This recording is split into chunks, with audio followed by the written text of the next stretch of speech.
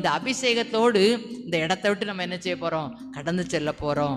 ஒரே ஒரு சம்பவத்தை மாத்திரம் இந்த ஆவியின் வல்லமை எப்படி நடத்துச்சுன்னு சொல்லி நம்ம வாசித்து தியானித்து நம்ம இந்த செய்தி வேளையில் நம்ம நிறைவு செய்யலாம். ஒரே ஒரு சம்பவத்தை பார்ப்போமா? ஆண்டவராகிய இயேசு கிறிஸ்து பரிசுத்த ஆவியின் நிறைந்தவராய் செய்த ஒரே ஒரு அற்புதத்தை இந்த வேளையில் நாம் பார்க்கலாம். மார்க் என்பவர் எழுதின சுவிசேஷம் 5வது அதிகாரம், மார்க்கு 5:25 ஒரு வசனம் சொல்லப்பட்டிருக்கிறது. அப்பொழுது 12 வருடமாய் பெரும்பாடுள்ள ஒரு அவள் என்ன பண்ணினாலாம் பாருங்க, அநேக வைத்தியர்களால் மிகவும் வருத்தப்பட்டு தனக்கு உண்டானவைகளெல்லாம் செலவழித்தும் சற்றாயிலும் குணமடையாமல் அதிக வருத்தப்படுகிற பொழுது இயேசுவை குறித்து கேள்விப்பட்டு நான் அவருடைய வஸ்திரத்தை ஆகிலும் தொட்டால் சொஸ்தமாவேன்.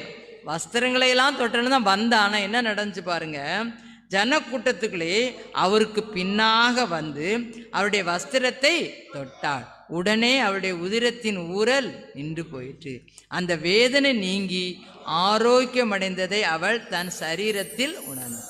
உடனே இயேசு தம்மிலிருந்து வல்லமை புறப்பட்டதை தமக்குள் அறிந்து ஜன கூட்டத்துக்குள்ளே திரும்பி என் வஸ்திரத்தை தொட்டது வல்லமையின் ஆவியானவர். அந்த வல்லமை புறப்பட்டு வந்துச்சுன்னா அது 12 வருட வியாதியும் குணமாயிரும், 18 வருட வியாதியும் குணமாயிரும், 38 வருட வியாதியும் குணமாயிரும், காலமெல்லாம் இருக்கிற வியாதியும் குணமாயிரும். அல்லேலூயா. நம்ம 12 வருடம் வியாதியோட இருந்தாங்க. இங்கே எத்தனை பேர் இந்த 12 வருஷமா அந்த பாடு இருக்கு, 10 வருஷமா அந்த வேதனையில் இருக்கிறேன், 10 நாளாக அந்த வேதனையில் தான் இருக்கிறேன், 10 மாதங்களா அந்த வியாதியில் இருக்கு, நம்ம எத்தனை பேர் வந்திருக்கிறோமோ தெரியாது. இந்த வல்லமை இன்னைக்கு நம்ம மேல புறப்பட்டு வந்து இந்த வல்லமை நம்முடைய வியாதியை குணமாக்க போகிறது. இந்த வல்லமை நம்முடைய வீடுகளில் உள்ள பாடுகளை சரி செய்ய போகிறது. இந்த வல்லமை நம்ம பிள்ளைகள் மூலமாய், நம்முடைய சரீரத்தின் மூலமாய், நம்முடைய தொழிலின் மூலமாய், பணியின் மூலமாய், ஊழியத்தின் மூலமாய் எந்தெந்த விதத்திலெல்லாம் நம்மளை குத்தி கொண்டு பாடுபடுத்தி கொண்டிருக்கிறதோ அத்தனை பாடுகளில் இருந்தும் அந்த வல்லமை புறப்பட்டு வந்து நம்மை குணமாக்கும்.